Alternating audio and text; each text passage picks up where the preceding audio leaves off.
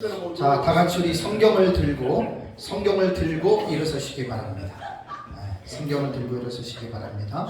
봉독해 드릴 말씀은 요한계시록 22장 6절에서 7절 말씀을 제가 봉독해 드리겠습니다.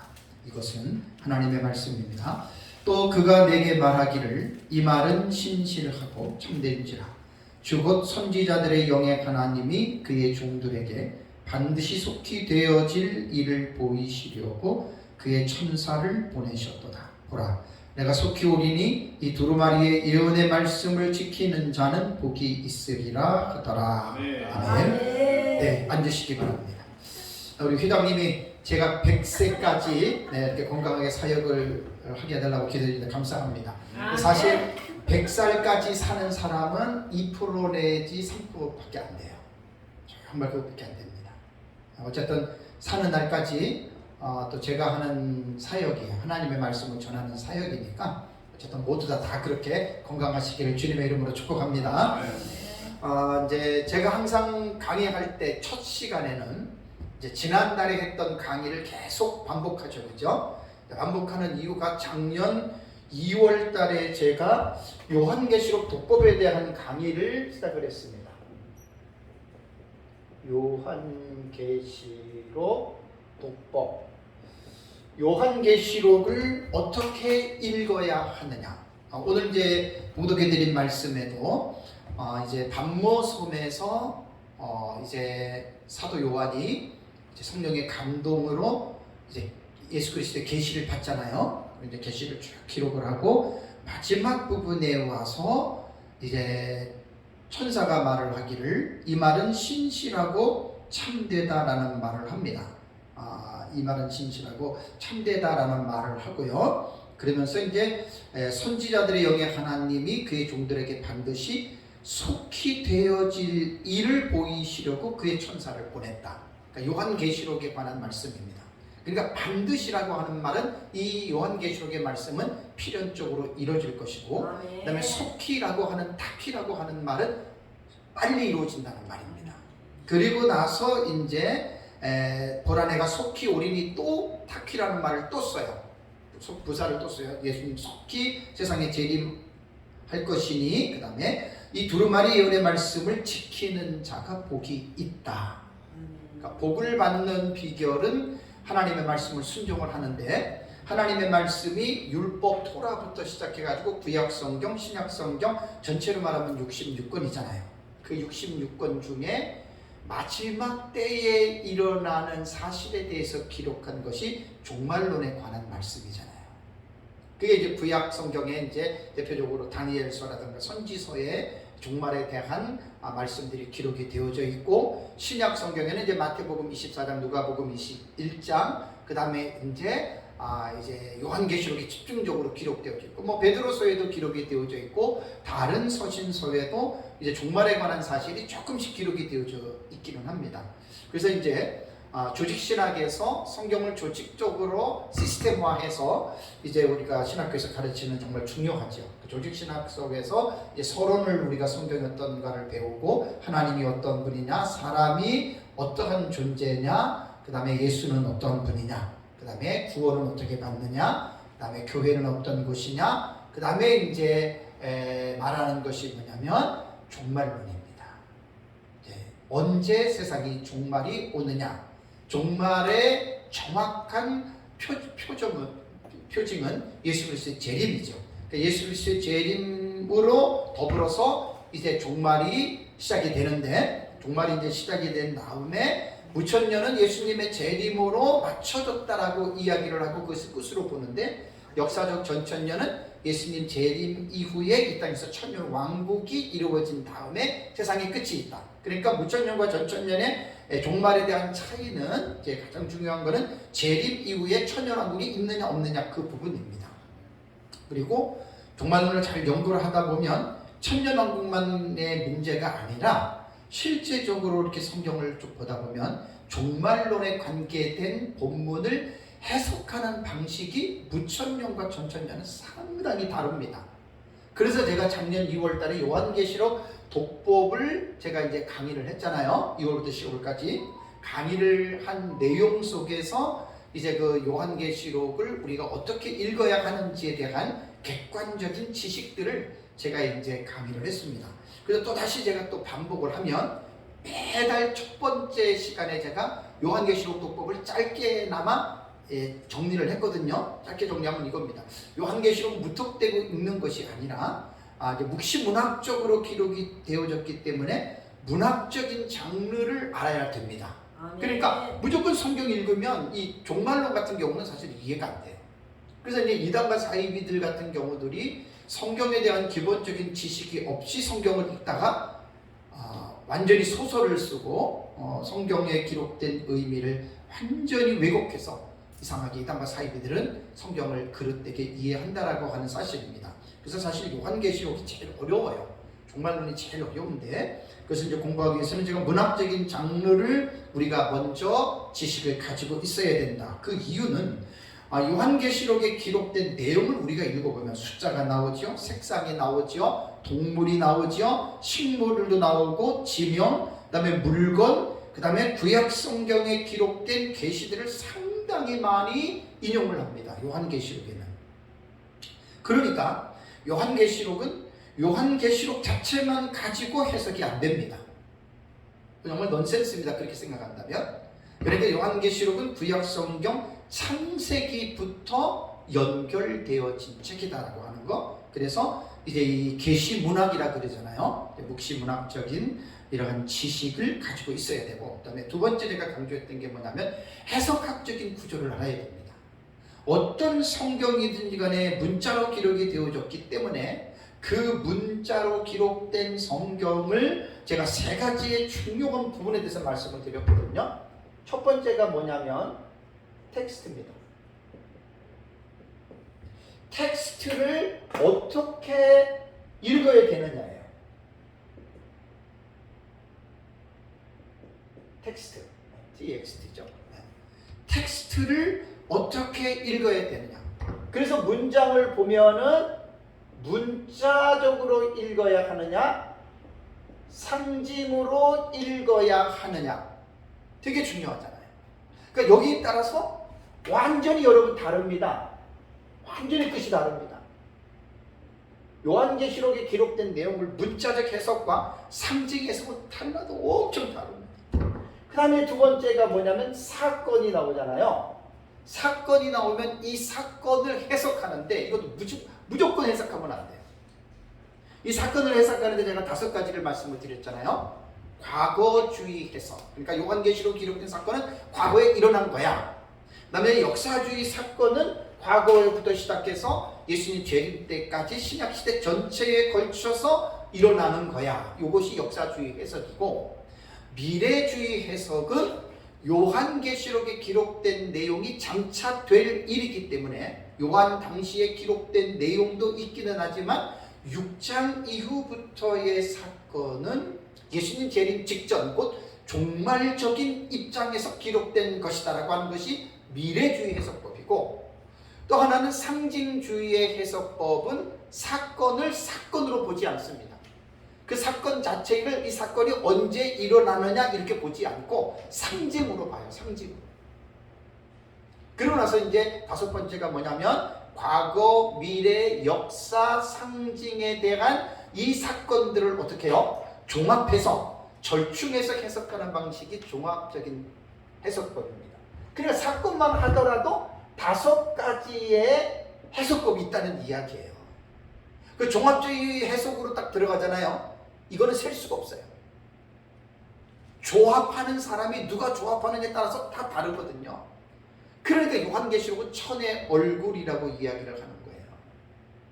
어떻게 보는 사람마다 다 다를 수밖에 없는 책이라는 말입니다.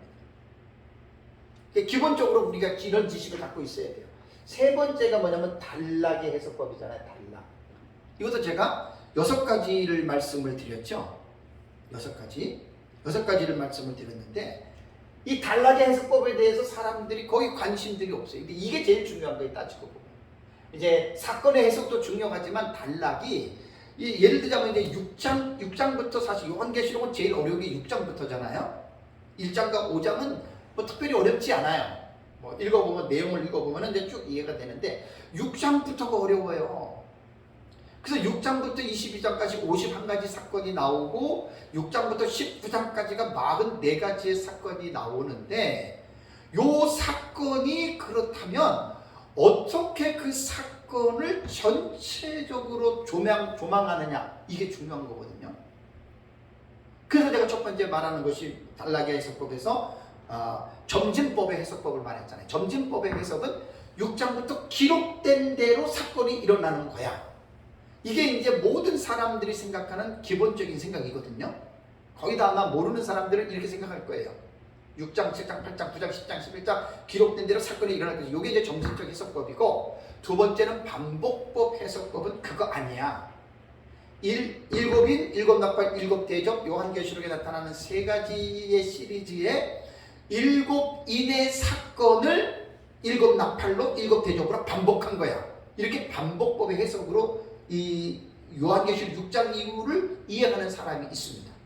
그러니까 점진적으로 기록됐다라고 하는 해석과 반복법으로 기록됐다고 하는 해석하는 사람들은 똑같은 요한계시록인데도 이 전체적인 윤곽을 볼 때는 전혀 다르잖아요.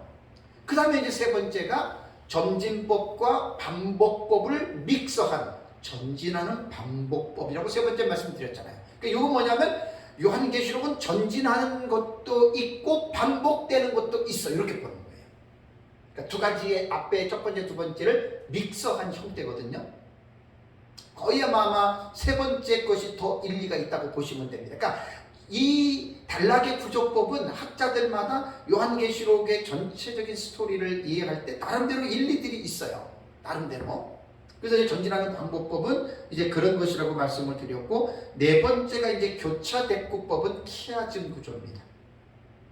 키아즘 구조는 요한계시록 1장부터 22장까지를 A, B, C, D, 그 다음에 D에서 E하고 D-, 그 다음에 C-, B-, A-고 요한계시록을 이렇게 그물처럼 이렇게 몰아가는 게 키아즘 구조는 그런 거예요. 근데 아주 상당히 키아즘 구조는 구약의 성경이라든가 신약 성경을 공부할 때 이거는 문학적으로 공부할 필요가 있습니다. 상당히 키아즘 구조에 합하는 내용이 얼마나 많은지 모릅니다. 그래서 요한계시록도 그렇게 봤다는 이야기예요. 1장부터 이제 22장까지를. 그래서 이제 11장 부분으로 가서 요한계시록의 하이라이트를 11장 부분으로 딱 포커스를 맞추고 11장에서 다시 12장으로 빠져나가요.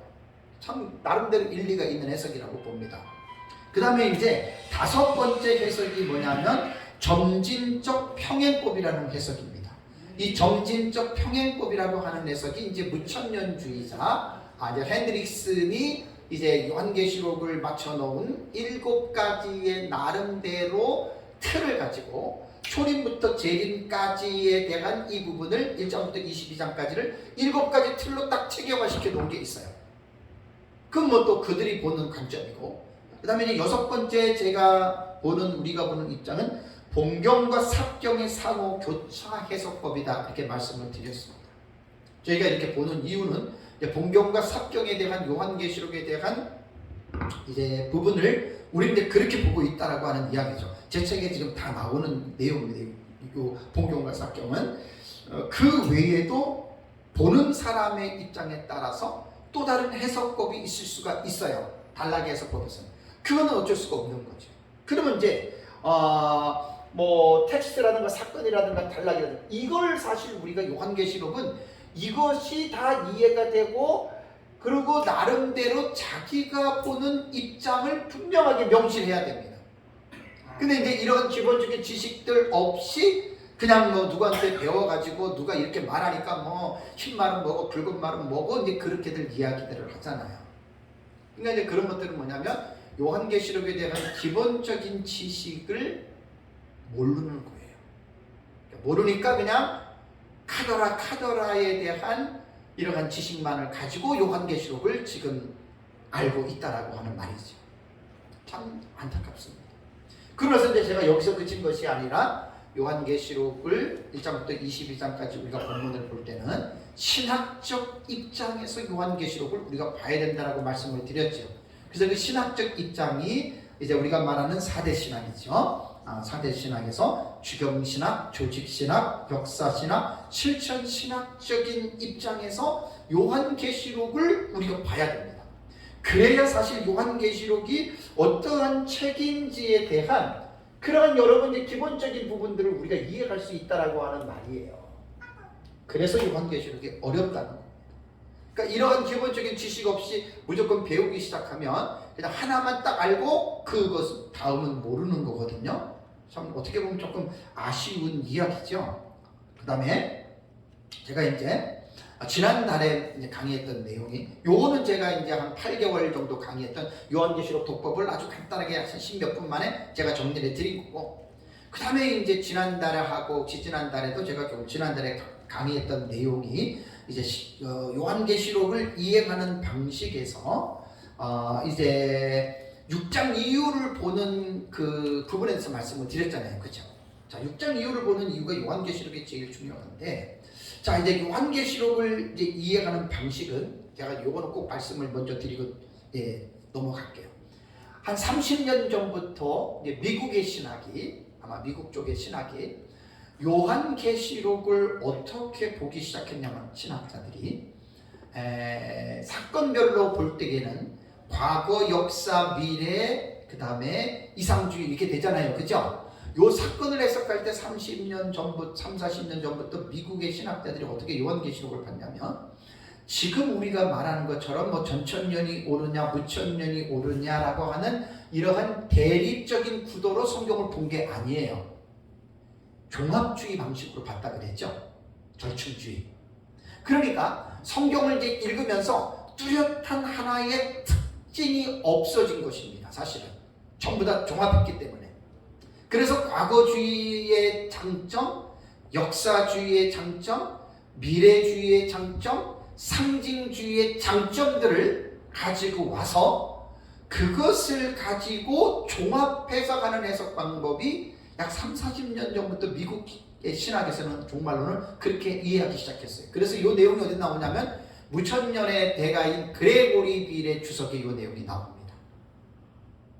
그래서 지금 이제 한 20년 전부터 우리나라에서 신학계에서 종말론에 대한 논쟁들이 거의 안 나오죠. 그죠? 종말론에 대한 책도 잘 안 나오고 종말론에 대해서 서로가 논쟁하는 일들이 거의 없어졌어요. 그 이유가 왜 그런 줄 아세요?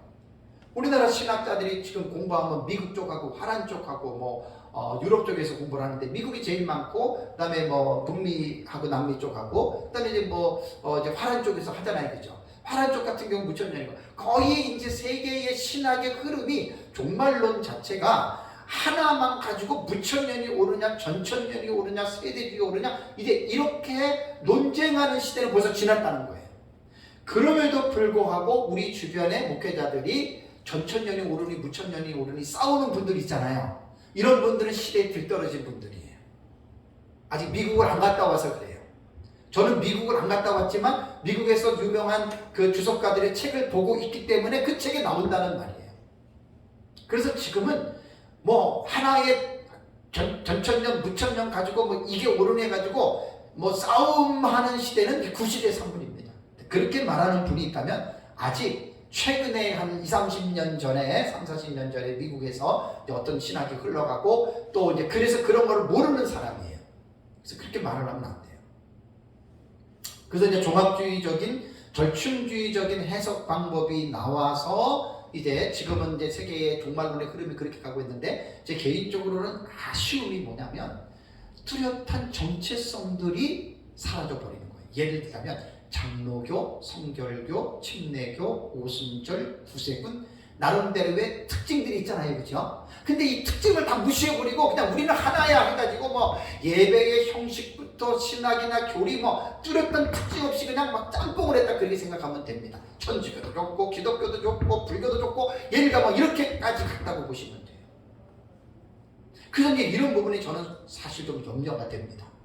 그러나 이제 전에처럼 하나하나의 사상을 가지고 대립하고 다투는 시대가 지났기 때문에 그거는 조금 괜찮기는 하지만, 그러나 하나의 뚜렷한 정체성들이 없다 보니까 그게 조금 이제 저는 개인적으로 염려가 되기는 합니다. 자, 그러고 나서 이제 요한계시록은 아까도 말씀드린 대로 어려운 부분이 6장이거든요. 6장. 요한계시록은 6장부터 어떻게 보느냐가 핵심이에요. 6장부터 6인이 나오잖아요. 첫째 인, 둘째 인 해가지고 6장부터 이제 제일 중요한 게 19장까지입니다. 이건 뭐 어느 학자든지 간에 요한계시록 연구하는 학자들을 보면은 6장부터 19장까지가 제일 어려워요. 그러니까 6장부터 19장까지가 어려운데 제가 이 두 가지에 대한 부분을 지난주에 말씀을 드렸잖아요.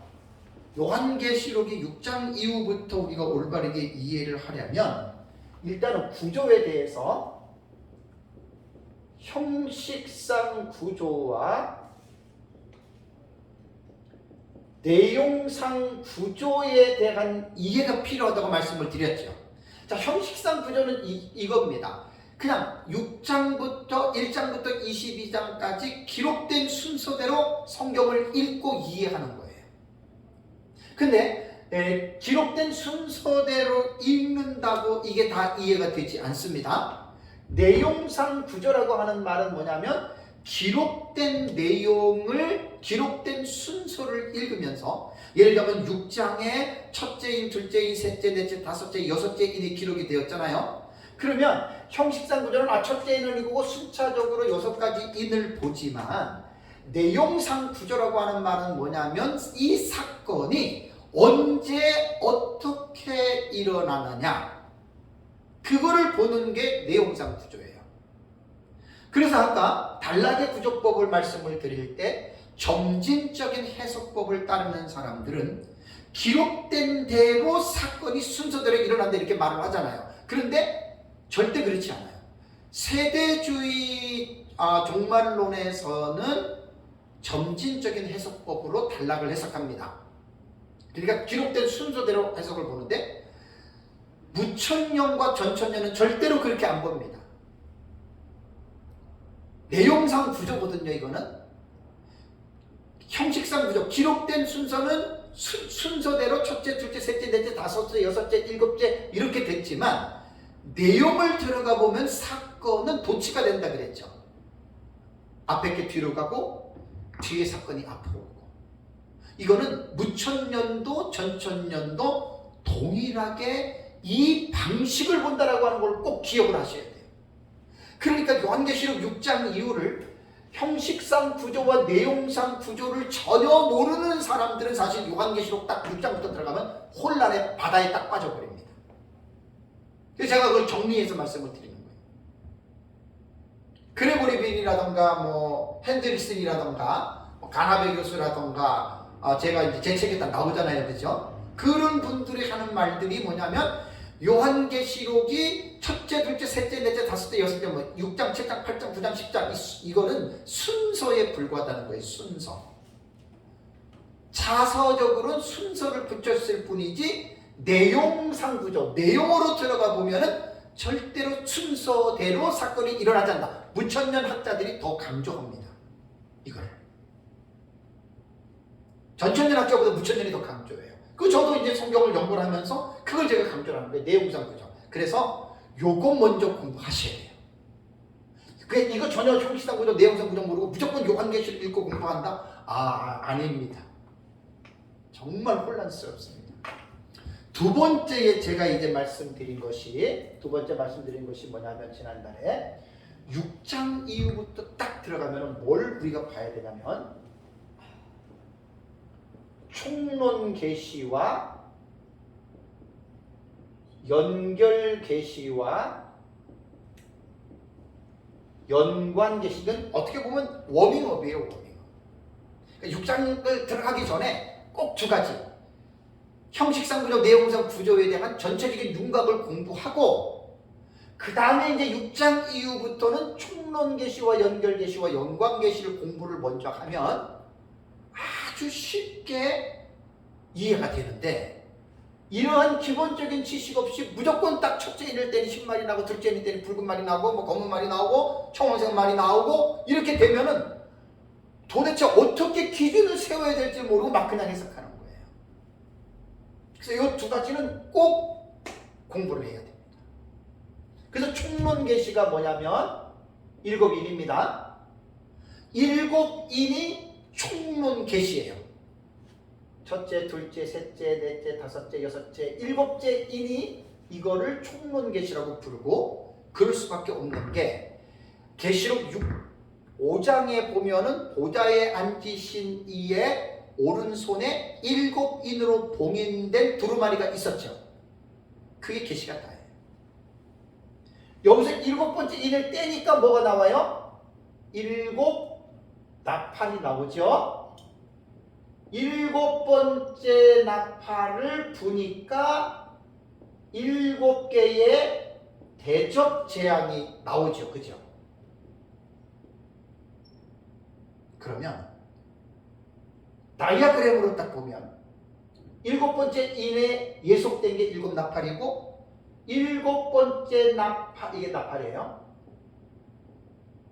7번째 나팔에 예속된 게 7 대접이잖아요.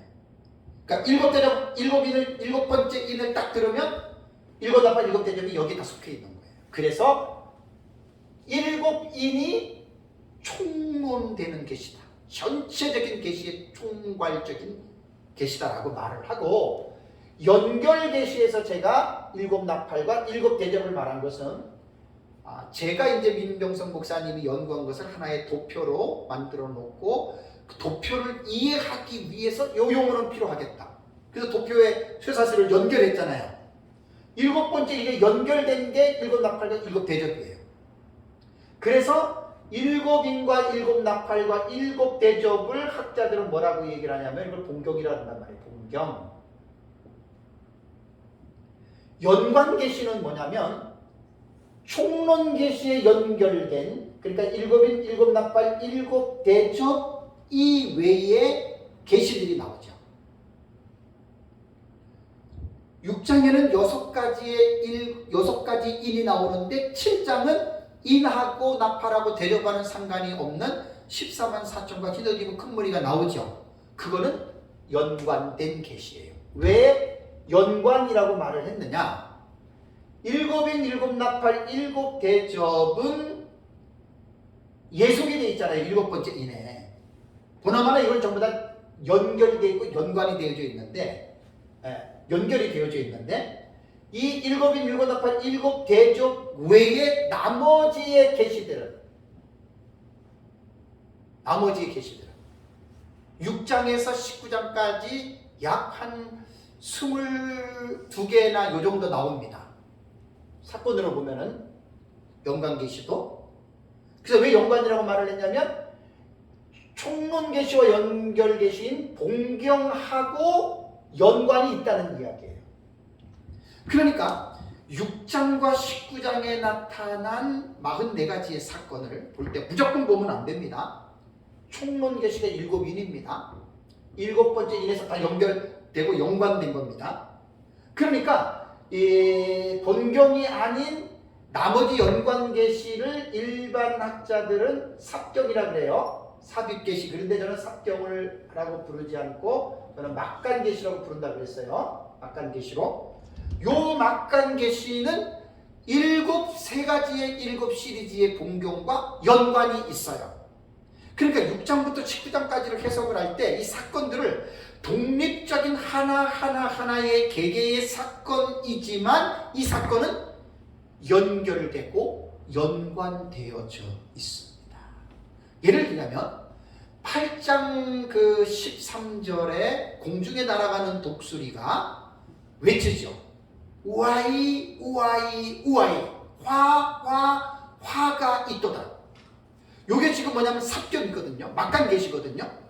요 막간 계시의 내용인데 독수리가 날아가면서 세화를 선포한 것이 독립적인 계시죠. 그죠? 독수리가 날아가면서 한 거기 때문에 독립적인 계시이지만 그 세화가 막간 계시, 연관 계시 들어가요. 그런데 화니까 뭐죠? 넷째 화가 끝나고 5번째 화니까 5번째 화, 6번째 화, 7번째 화가 앞으로 나타날 것이다.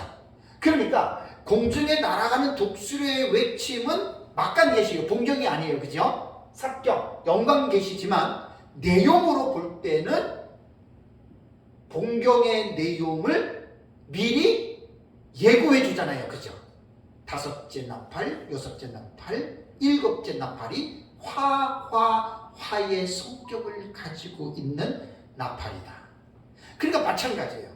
12장에 보면은 12장과 13장과 14장에 보면은 막간계시군이 제일 많잖아요. 그죠? 11장부터 뭐 10장, 11장 나오고요. 12장 나오고요.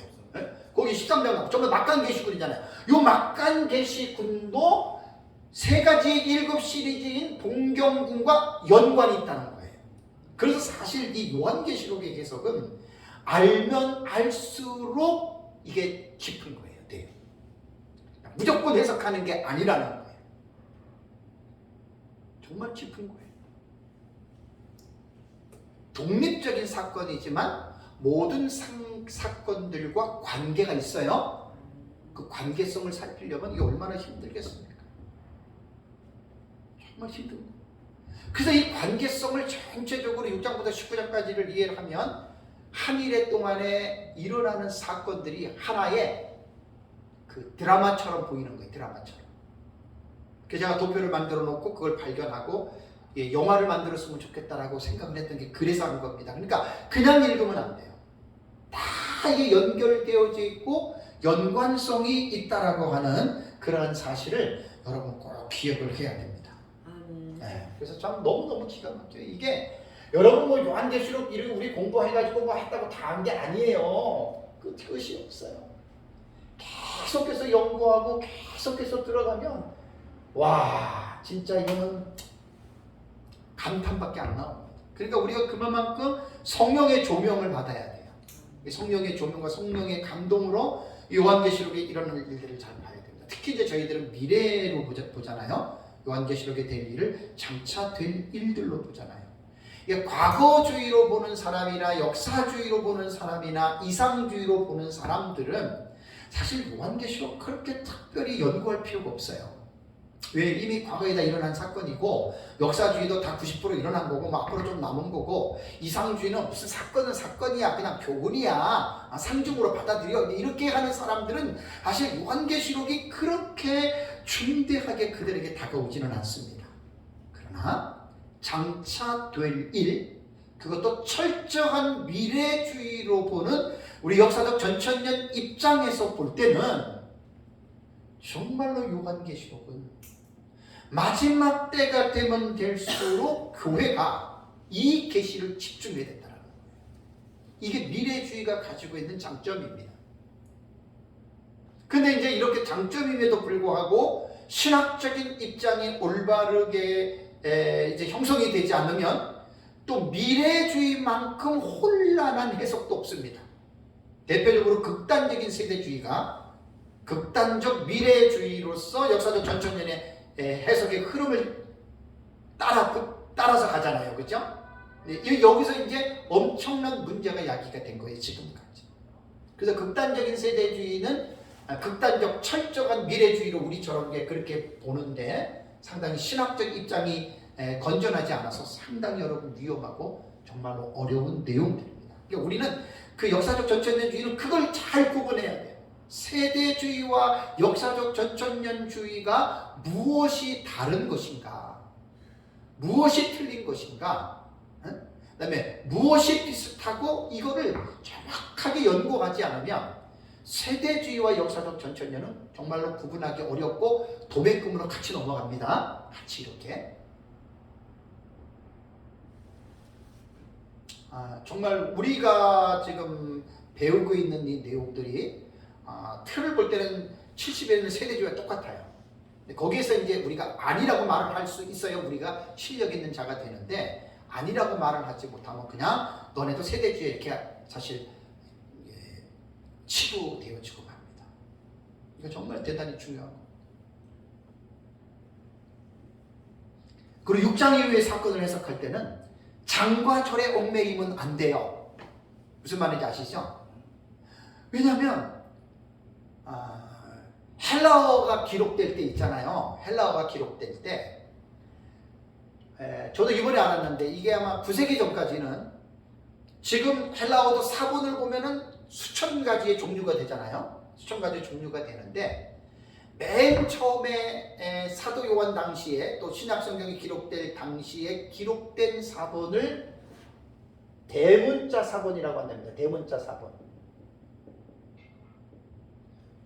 어떻게 됐냐면 구약이든 신약이든 성경이 기록될 때 장과절 없었어요. 그냥 한 두루마리에 그냥 쭉 쓴 거예요. 근데 초기에는 신약 성경이 기록될 때 한 9세기 이전까지는 전부 다 대문자로, 그것도 띄어쓰기도 없고, 그게 한 8, 9세기까지 간 거예요. 그러니 웬만한 사람들은 알겠어요, 모르겠어요? 못 읽는 거예요. 읽는 것조차도 띄어쓰기도 없이 그냥 전부 대문자로 이어서 다 썼답니다. 헬라어로. 와. 근데 9세기 이후부터는 소문자 사본이 나왔는데, 소문자 사본은 비잔틴 계열에서 나온 사본들인데, 이 비잔틴 사본을 가리켜서 숫자가 하도 많아가지고 이걸 다수사본이라고 해요. 다수사본. 많은 사본이다. 요 비잔틴 사본이 나오면서부터 어떻게 됐냐면, 요 비잔틴 사본이 나오면서부터 이제 소문자로 헬라어를 일반 사람들이 읽기 좋게끔 이렇게 썼다 그러더라고요. 그래서 사본학상으로 볼 때는 소문자 사본보다는 대문자 사본의 권위를 더 우선한다는 말입니다. 그러면서 이제 성경의 장과 절이 기록된 것이 언제냐면은 12세기하고 15세기예요. 그 이전에는 장과 절이 없었습니다. 꼭 기억하세요. 그러니까 요한계시록을 우리가 볼 때에는 읽기 좋게끔 장과 절을 삽입해서 기록해 놨는데, 이걸 가지고 그 해석하는 사람들이 여봐라, 이건 6장에서 끝나고 이건 7장에서 끝나고 이건 2절에서 끝나고 이렇게 말하는 것은요 조금 무지한 거예요. 그렇게 보면 안 됩니다. 그러니까 문맥으로 들어가서 이 사건을 중심으로 요한계시록은 반드시 봐야 돼요. 그래서 사건이 한 사건 한 사건이 이렇게 연결돼서 소개됐지만, 그 사건은 절대로 기록된 순서대로 사건이 일어나는 게 아니에요. 그러니까 기록된 순서대로 일어나는 부분이 있고, 어떤 부분은 사건이 앞에 게 뒤로 가고 뒤에 게 앞으로 오는 도치되는 것이 있는 거예요. 그러니까 웬만한 실력 가지고 요한계시록을 이해를 하겠습니까? 못하겠습니까? 그래서 못하는 거예요. 그래서 어려운 거예요. 그러니까 무조건 어려운 게 아니라 어려운 이유가 있어요. 어려운 이유가. 그래서 요한계시록은 제 책을 보면은 본경과 삽경으로 제가 요한계시록을 제 책에는 기록을 했습니다. 그래서 제 책에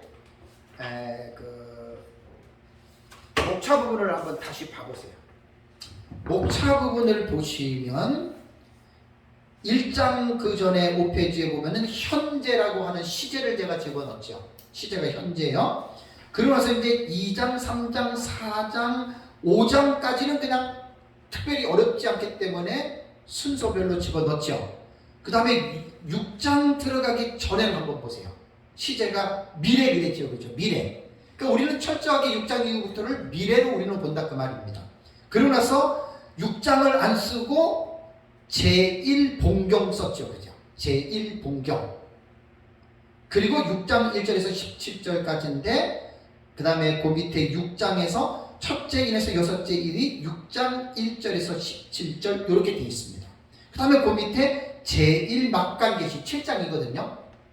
그리고 뭔가 좀 다르죠. 그죠? 제가 왜 이렇게 했냐면, 요한계시록은 장으로 보지 말고 사건으로 봐야 돼요. 무슨 말인지 이해가 되시죠? 거의 지금까지 나온 요한계시록 주석책을 보면은 거의 다가 장으로 전부 다 목차를 써놨습니다. 그 90% 이상 될 거예요. 그건 뭐 이제 독자들 보기 편하라고 이제 그렇게 써놨는데, 저는 그 방식을 따르지 않았습니다. 조금 어려워 보여도 요한계시록의 특성을 살려서 봉경군과 삽경군으로 이 사건으로 딱 묶는 거예요. 사건으로. 그러고 나서 그 사건을 전체적으로 하나의 스토리로 보는 것이 내용상 구조잖아요. 그죠? 이걸 자꾸만 여러분 습관을 들이셔야 돼요. 그러니까 요한계시록을 어느 정도 공부를 하면 이 봉경과 삭경이라고 하는 이 틀에서 이 툴을 가지고 요한계시록을 보셔야 된다고요. 이렇게 안 보면은 정말 이거 이해하기 힘들어요. 맨날 몇 장, 몇 장, 몇 절, 몇 절 이렇게만 이야기하다 보니까 이거 빨리 바꾸셔야 돼요. 근데 이거 시간이 꽤 걸려요. 그래서 저는 책을 편집할 때부터 이렇게 한 겁니다. 사실 제 책을 전자책으로도 냈잖아요. 전자책으로 냈는데 전자책을 편집하시는 편집자가 상당히 좀 어려워했습니다. 목사님 그냥 1장, 2장, 3장으로 이렇게 내시면 제 원고를 이렇게 부어 넣는다 그러잖아요. 부어서 입법 방식으로 편집을 하거든요. 전자책은 금방 되는데 목사님이 한 거 이거 뭐 봉경, 삭경 이렇게 집어넣으면 이렇게 퍼놓기가 힘들다 그러더라고요. 제가 사실 거의 뭐 그냥 저렴하게 해주다시피 해서 우리 동기 목사님 아드님이 이제 전자책 어려워요 제가 하기가 그걸 해주셨는데 이것 때문에 상당히 애를 먹으신 것 같아요. 그래도 제가 고수한 겁니다.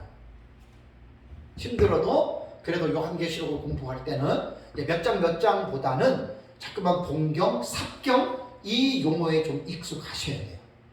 그래야지 이제 요한계시록을 내용상 구조로 볼 때 이제 사건적으로 해서 도표가 딱 보이잖아요. 그죠? 저게 딱 나오는 거예요. 이거 정말입니다. 그래서 봉경과 삭경이라고 하는 이제 이 부분에 대해서 여러분 분명하게 여러분 이해를 해야 됩니다. 자, 그래서 이제 봉경과 삭경을 볼 때에는 이제 봉경군이 3가지 7 시리즈라 그랬잖아요. 그죠? 그럼 7 시리즈니까 7이 7 나팔 7 대접이면은 3, 7에 20이 21가지 사건이죠. 21가지 사건에서 7번째 나팔 경우는 2번의 인터벌이 들어가죠. 그것도 사건으로 잡으면은 21에서 23가지 사건이 되는 거예요. 그러니까 7 시리즈에 해당되는 사건이 6장에서 19장까지가 23개가 되고 나머지 7 시리즈 봉경이 아닌 막간계시군에 있는 사건이 21가지 사건이 된다 그 말입니다. 퍼즐을 생각해 보세요. 그림 하나에 44가지의 피스가 있어요. 44가지의 피스를 정확하게 위치에다가 그 조각을 맞춰야 되잖아요. 그죠? 조각을 맞춰야 되는데 그냥 내 앞에 쭉 놓여있고 순서대로 놨으면 그 순서대로 그림을 붙이면 안 되는 거잖아요. 그죠? 똑같이 이게 아주 이해하기 제일 합리적인 비유예요. 그러니까 하나의 퍼즐을 맞히는데 하나의 그림이 피스가 44가지예요. 내 앞에 놓여 있어요. 막 섞여 있어요. 어떻게 보면 순서적으로 볼 때는 이렇게 놨다고 치면은 그 순서대로 붙이는 게 아니잖아요. 그죠? 처음에 있는 것이 중간에 놓일 수도 있고, 2번째 있는 것이 끝으로 갈 수도 있고, 맨 뒤에 있는 것이 맨 처음에 올 수도 있잖아요. 그죠? 그러니까 뭐냐면 그 피스 조각이 이 그림이 어느 위치에 붙느냐에 대한 이 부분을 봐야 된다. 그 말이에요. 그러려면 44가지의 피스를 조각을 그림을 먼저 우리가 분명하게 알아야 돼. 예를 들면 코끼리로 말하면 이거는 코끼리 귀다. 이거는 코끼리 발인데 앞발이다. 오른쪽이다. 왼쪽이다. 그죠? 이것은 코끼리 배다. 등이다. 하나하나의 조각을 다 알아야 그래야 거기다가 딱딱딱딱딱 붙이고 마지막 44번째 딱 붙이면 완성된 코끼리의 그림이 나오는 거예요. 자, 요한계시록 도표 저게 바로 그거예요. 제가 저 도표를 만들어 놓고 얼마나 기도한 줄 아십니까? 그래서 제가 기억나시죠? 여기서 강의할 때 제가 그 퍼즐을 직접 갖고 왔잖아요. 그죠? 몇 년 전에 퍼즐 갖고 직접 했잖아요. 퍼즐 갖다 붙여놓고 이렇게 붙여놓고 그게 바로 제가 지금 민 목사님 걸 정리한 한눈에 보는 요한계시록 도표를 설명할 수 있는 최고의 비유입니다. 최고의 지금 비유예요. 그래서 6장부터 19장까지 44가지의 사건들, 첫째인, 둘째인, 셋째인, 넷째인, 뭐 7 나팔, 7 대접, 그다음 막간계시, 해로 옷 입은 여자, 바다에서 올라온 짐승, 땅에서 올라온 짐승, 이 사건 하나하나를 피스로 조각으로 본다면 그 사건을 정확하게 주해를 통해서 그 사건에 대한 이해를 가지고 있어야 돼요. 그럼 그 사건 하나를 이야기했다고 해서 그러면 끝납니까? 전체적으로 그 사건을 어떻게 해요? 통합해야 되죠. 예를 들자면 문장으로 쓴다면 완성된 문장을 만들어야 되잖아요. 그죠? 그래서 본경과 사경이 분해대한 것은 사건에 대한 이 부분이기 때문에 요한계시록을 6장부터 19장까지 44가지 사건은 사건별로 기록이 된 거예요. 사실은 장과 절로 된 게 아니라 우리가 볼 때에는 6장 뭐 1절에서 몇 절까지가 뭐 몇째 이고 몇째 인이고 그 나오잖아요. 그죠? 8장 13절은 공중에 날아가는 독수리가 맺힌 것이고 9장 9장에서는 5번째 나팔하고 6번째 나팔이 나오고 우리가 볼 때 얘기지만 그거를 절로 보지 말고 사건 덩어리로 딱딱 보세요. 달라고요. 해로 옷 입은 여자가 그 내용이 무엇을 우리에게 말하고 있느냐 그 내용을 이해를 하셔야 돼. 사건을.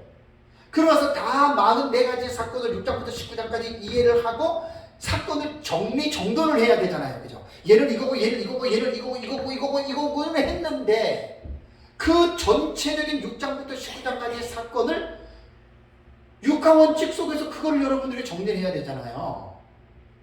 누가 언제 어디서 무엇을 어떻게 왜. 그러니까 6장부터 19장까지가 44가지의 사건이 이 첫째 이는, 첫째 나팔은, 7번째 대접은 언제 일어나느냐. 그죠? 어떻게 일어나느냐. 왜 이 사건이 일어나느냐. 왜 바다에서 올라오는 짐승, 땅에서 올라오는 짐승이 왜 13장에 올라와야 되느냐. 그죠? 그럼 도대체 이 사건이 일어나는 사건은 언제 일어나는 거냐? 제가 지금 말하는 게 상당히 합리적이에요.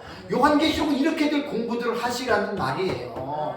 이러한 기본적인 지식을 사실 공부 안 하면 다 몰라요. 이거 모르고 그냥 첫째 일을 때니까 흰말이 나왔는데 이거는 적그리스도야. 이거는 그리스도야. 아멘 아멘 아멘 이러고들 배운 거야. 예? 14만 4천은 뭐고 휘어진 큰 무리는 뭐야? 아멘 아멘 이렇게 배운 거예요. 그러니까 그 하나만 배웠으니까 앵무새처럼 그것만 얘기하잖아요. 그죠? 그러면 자기가 배운 것대로 다른 사람이 그렇게 배웠나요? 다른 사람은 모르죠? 그 나중에 서로 만나가지고 신발을 먹고 붉은말을 먹고 얘기하다 보면 서로가 다르잖아요. 야 너는 어떻게 나는 이건데 너는 왜 그래? 그러면 이제 싸움 덕질 하잖아요. 그건 비신사적이에요. 그래서 제가 요한계시록 독법은 그런 싸움을 말리는 거예요. 내 것만 옳다고 말하는 사람들 무장해제시키는 거예요. 2000년 동안의 교회가 요한계시록을 어떻게 읽어왔느냐 그게 객관적인 지식이라고 해요. 그걸 먼저 공부를 하셔야 돼요. 안타깝게도 저도 그렇게 못 배웠고 그렇게 배운다는 게 쉽지 않아요. 정말 그건 쉽지 않아요. 그래서 제가 이제 요한계시록 독법 책이 나오면 전 세계적으로도 그 책은 교과서를 다 써야 돼요. 신학교에서. 진짜입니다. 여러분 들어보시면 알죠? 독법은 뭐가 옳고 뭐가 그리고 그걸 말하려는 게 아니에요. 2000년 동안 교회가 요한계시록을 어떻게 읽어왔나 그거 말하는 거예요. 그거부터 공부하라는 거예요. 요한계시록 독법 책이 꼭 그래서 뭔가 다 돼 있는데 하여간 어쨌든 책이 나와야 됩니다. 그런데 그걸 가지고 그러다 보면 이제 요한계시록을 이해하는 게 훨씬 더 쉬워져요. 어렵기 때문에 왜 어려운지를 모르면 계속 어려운 거예요. 아 이래서 어렵구나라는 깨달으면 어려운 게 풀려지는 열쇠가 되는 거예요. 너무나 저는 안타깝게 생각합니다. 요한계시록을 가르치는 사람들도 많고 신학교 교수들도 뭐 신약 전공에서 계시록 전공에서 책 낸 분들도 많고 하는데 이렇게 보면 다 자기들 거만 옳다고 그래. 나랑 다르면 또 틀리다고 그래요. 이거 정말 기가 막힌 일이고 가슴 아픈 일입니다. 왜냐하면 해석은 다를 수가 있어요. 해석은 다를 수가 있어요. 특히 요한계시록만큼 다른 해석이 나올 수 있는 책은 없어요. 천의 얼굴이에요. 천의 얼굴.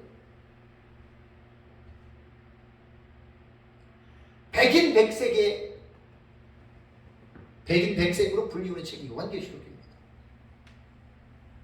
그러니까 이제 이런 것들을 올바르게 기본적인 지식들을 객관적인 지식들을 가지지 않으면 나는 옳고 너는 틀리다 이렇게 말하다 보면 주님의 교회가 혼란에 빠지고 그죠? 싸움박질이 나고 하나님이 시키는 일이 아니라 마귀가 시키는 일. 서로 다르더라도 겸손하게 내 것만 옳다고 말하지 말고 다른 사람의 것도 한번 배워보시라는 얘기예요. 제 책이 장점이 그거잖아요. 내가 보는 걸 정확하게 나름대로 신학적으로 학문적으로 뒷받침해서 민 목사님한테 배운 거를 제가 정리를 했고, 그리고 내 것만 옳다는 게 아니라 다른 사람이 봤던 것도 사건별로 거의 객관적으로 그 사람들이 보는 관점들을 가지고 와서 소개를 했잖아요. 제 책을 아는 사람들은 정말 장 목사님 책은 누구에게든 이 책은 다 필요한 거예요. 그리고 책을 이것저것 보려고 하시는 분들, 목사님들 정말 어려워요. 요한계시록 집에 책들이 몇 권이나 있어요. 보통 사람들은 몇 권 없잖아요. 제 책만 봐도 수십 권의 책을 액에서 나온 내용들을 집어넣기 때문에 제가 본 대로 따라오라 저는 그렇게 말하는 게 아니에요. 도움을 주는 거예요. 도움을. 이 부분은 이렇게도 보고 이렇게도 보고 이렇게도 본다. 그러니까 나 이렇게도 보는데 너는 나랑 다르니까 너는 틀리다 이렇게 말하지 말고 이렇게도 보는구나 이렇게 하면 돼요. 왜? 지금까지 2000년 동안의 기독교 교회가 신학이 전천년, 무천년, 후천년 세대주의가 서로가 다름에도 불구하고 개혁 신학자들 안에서는 이 네 가지의 사상을 지금까지 따르고 있다는 이야기예요. 세대주의가 문제가 많다고 하지만 그렇다고 세대주의를 이단으로 개혁주의 안에서 정쟁한 적이 한 번도 없습니다. 여러분 꼭 기억하십시오. 문제가 많아도 이단이라고 정쟁한 적은 없어요. 개인적으로는 세대주의가 이단이라고 한 그 사람은 문제가 있는 사람들이에요. 아주 고집불통이에요. 그 사람은. 저도 세대주의 비판 많이 하잖아요. 그러나 이단은 아니에요. 무슨 말인지 아세요? 요한계시록 공부할 때는 겸손한 마음과 마음의 스코프를 넓혀야 돼요. 자칫 잘못하면 나만 옳고 내 거면 이렇게 나온단 말이에요. 2000년 동안의 기독교가 이렇게 와갖고 개혁주의 안에서 서로가 달라도 서로가 인정해 주면서 우리는 그리스도 안에서 한 형제입니다. 이렇게 왔던 거예요. 지금까지. 근데 되지도 못한 사람들이 갑자기 툭 튀어나와가지고 내 것만 옳고 너는 틀리고 그 사람이 비정상적인 사람이라고요. 그런 사람들이 아주 꼴통이고 문제가 있는 사람들. 그런 사람들이 큰 소리를 더 쳐요. 그렇게 보면 안 된다는 말이에요. 넓게 봐야 됩니다. 그럼 최종적으로 누구 해석이 맞느냐? 예수님 재림하면 안 되니까요. 제가 얼마나 말을 많이 합니까? 그러니까 예수님 재림할 때까지는 자기가 믿는 말을 확실하게 믿고 전하고 자기와 다르다고 싸움박질하고 정지하지 말라는 거예요. 제 얘기는. 그걸 내가 할 때마다 강조하잖아요. 이거 다 문제입니다. 다 문제. 얼마나 문제 많은 사람들이 많은지 잘 알지도 못하면서 자기 것도 제대로 알지 못하면서 자기도 카다라 들어놓고 자기도 뭐가 말하는지도 모르면서 내 것만 추구해. 그 사람 정신적으로 문제가 있는 사람들이에요. 정신적으로. 그런 무지를 나타내면 안 돼요. 요한계시록이 너무 어렵다 보니까 목회자들이 감히 손을 못 대요. 될 수가 없잖아요. 이거 누구한테 배우겠어요? 아이고. 신학교에서 요한계시록만 가르쳐 주나요? 아니에요. 정말 아까 말씀드린 대로 우리 역사적 전천년은 우리는 이제 철저한 미래주의 종말적 사건으로 우리가 요한계시록을 보는데, 요한계시록에 대한 이 부분을 마지막 때가 되면 될수록 사역자들이 연구를 많이 하고 성령의 조명과 감동을 받아야 되는데 현실은 그렇지 않아요. 근데 성경에 다 나와요. 마지막 때 예수님이 믿는 자들을 내가 믿는 자들을 보겠느냐 그랬잖아요. 믿음을 보지 않는다는 말이 아니죠. 믿음을 갖고 사는 자들이 이렇게 많지 않다는 거예요. 그럼에도 불구하고 우리가 종말의 교회를 그러면 뭐 구원받을 사람이 뭐 얼마나 되냐, 뭐 오리에 한 명, 십리에 한 명, 그런 말도 자기 생각이에요. 놀라운 거는 뭐냐면 구원은 인간의 노력과 의지에 의해서 구원이 이루어지는 게 아니라 하나님의 선택과 예정에 의해서 때가 되면 하나님의 절대적인 주권으로 그분이 구원을 이루어 가십니다. 아멘. 무슨 말인지 아시겠어요? 이게 인본주의나 어떤 행위 구원에 빠진 사람들이 막 우리가 안 하면은 마치 하나님의 나라가 망하는 것 같고 우리가 안 하면은 마치 구원이 이루어지지 않는 것처럼 착각하는데 대단한 착각입니다. 내가 안 해도 하나님 돌을 들어서도 하세요. 아멘. 창세전에 아브라함의 자손으로 선택한 자들은 예정한 자들은 반드시 때가 되면 하나님이 그들을 구원하십니다. 아멘. 이거를 모르고 그냥 마치 이단과 사이비들이 그런 얘기 하잖아요. 요한계시록 모르면 구원 못 받았느니 마지막 때에는 구원받을 사람이 오리에 하나 심리에 하나 그 정신 나간 사람들이잖아요. 무식한 사람이 그런 말 하는 거예요. 여러분 흰옷 입은 큰 무리 기억나세요? 7장에 흰옷 입은 큰 무리가 뭐예요? 그 예비처에 들어간 그 마지막 대환란 때에 예비처에서 보호받고 있는 사람들이 그 수를 셀 수 있어요 없어요? 없지요. 누가 그 일을 한 거예요? 마지막 때 두 증인을 통해서 하나님 하셨잖아요. 우리 지금 눈에는 두 증인이 없는 것 같아요. 마치 엘리야처럼 다 없고 나 혼자만 남았다고. 그 엘리야의 대단한 착각 아니에요? 바알과 아세라에게 무릎을 꿇지 아니한 7천 명을 누가 남겨뒀어요? 하나님 남겨뒀지요. 아멘. 그러니까 엘리야의 어떤 이러한 그릇된 사고를 우리가 가지고 있을 수 있다는 이야기예요. 엘리야가 그걸 잘못 본 거예요. 나만 혼자 남았다 그랬잖아요. 아니죠. 7천 명 하나님 남겨뒀어요. 아멘. 그러니까 정말로 연구하시는 분들 얘기 들어보면 마지막 때 이래가지고 도대체 몇 명이나 구원을 받겠느냐 마지막 때는 다 지옥 간다니 그 쓸데없는 헛소리입니다. 헛소리. 그 무식해서 그런 말 하는 거예요. 저도 처음에는 이렇게 종종 얘기를 했거든요. 진짜 마지막 때 구원받을 얼마나 제가 흰옷 입은 큰 무리를 딱 깨달으면서 내가 이 생각을 버렸잖아요. 셀 수 없는. 아멘. 그러니까 우리 눈에는 지금 많은 사람들이 영적으로 잠자고 있는 건 사실이에요. 노아 소돔과 고모라 때처럼 그리스도인들이 향락의 세상에 빠져서 살 수밖에 없어요. 목회자들도.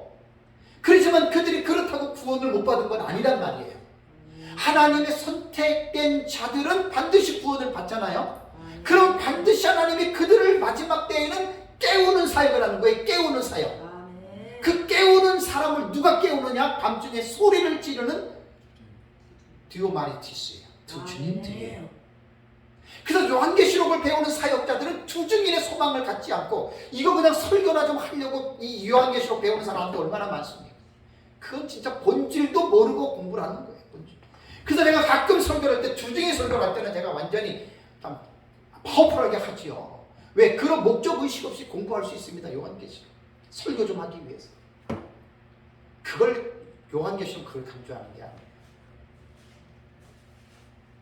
14만 4천의 두 증인의 반열은 그냥 목사가 아니에요.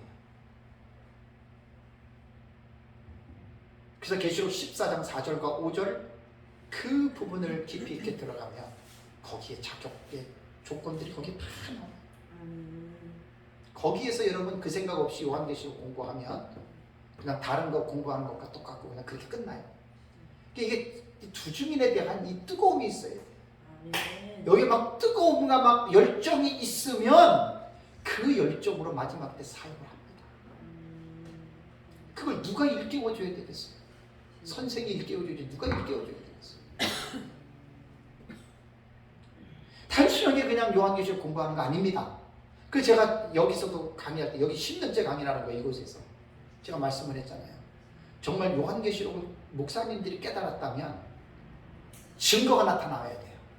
목사님 삶이 깨닫기 전하고는 변화가 돼야 돼요. 그럼 깨달은 거예요. 근데 지식만 늘어나지 목회나 개인의 삶이나 이런 것들이 변화가 안 됐다. 그럼 아직 못 깨달은 거예요. 이번 주 제가 설교 여호와를 경외하며 그 말씀을 행하는 자가 받을 복, 가장이 받을 복 들어보신 분들은 알겠지만 정말 목사님들은 개인적으로 하나님을 경외하는 이게 기본적인 신앙이 깔려 있어야 돼요. 그런 것 없이 하다 보면 목회가 그냥 직업적으로, 습관적으로, 타성적으로 설교는 오래 했으니까 그냥 강단에 올라가서 그렇게만 합니다.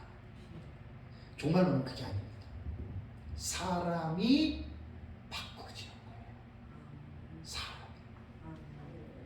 요한계시록을 배울 때하고 알 때하고 모를 때하고 목사님이 변화되면 그건 제대로 깨달은 거고 그냥 별로 안 변화됐다 그러면 그냥 좀 죄송한 얘기지만 본질을 못 깨달은 거예요. 요한계시록에서 그냥 공부만 하는 거예요. 공부. 그래서 제가 지난달에는 7장의 의미를 말씀을 드렸죠. 그래서 6장은 제1본경이잖아요. 그렇죠? 6가지 인이 나오니까. 그래서 6가지 인이 나오는데 6가지 인이 뭘 말하느냐. 요건 제가 다음 시간에 할게요. 다음 시간에 요거 조금 하고 다음 시간에 이제 8장으로 넘어가는데 요 부분을 연결해서 하는 걸로 그렇게 하겠습니다. 잠깐 쉬겠습니다.